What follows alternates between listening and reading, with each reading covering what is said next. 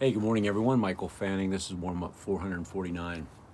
I'm just continuing from the talk I did yesterday, the warm up I did yesterday, talking about the book Inner Size. And if you remember in there, we were talking about what we call our mental obstacles that allow us not to really achieve success. And so I talked about the fact that we have these areas of awareness, intention, and action.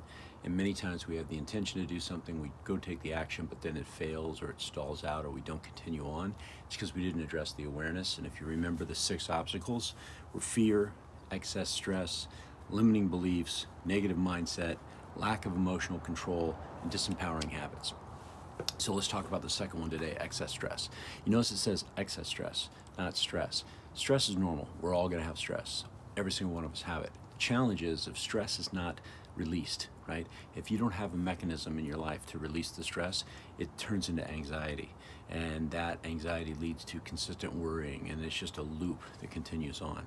And when you're in that state of excess stress or stress, the problem is your brain can't think clearly. Your brain is preoccupied. It's preoccupied typically with worry.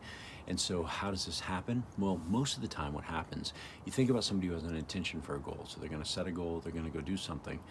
So they want to take they have the intention, they want to go take the actions. But the problem is they constantly live in a reactionary state, meaning they don't set themselves up for success starting at the beginning of the day. And then they also don't look at their calendar, they don't look at their schedule and say, when is my stress release day?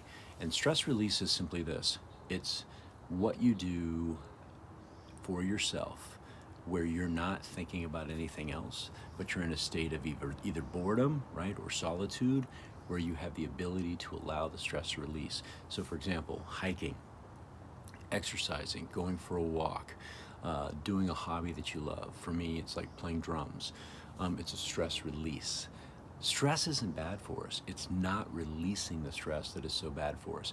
And when we don't release the stress, we hang on to it, and that causes a different type of chemical structure in our brain that keeps us foggy, that doesn't allow us to think clearly and achieve and move forward.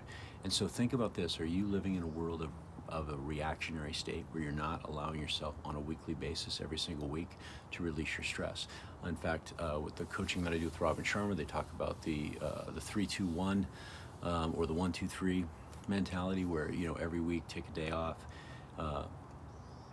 every month take 2 days off completely, and then every quarter take a full week off.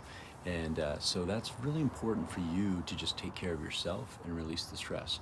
So that's the second one. That's the second obstacle. So think about this. How many of you have a routine in the morning where you wake up, you get your mind in a straight space or a good space so that you can take on the day in low positivity?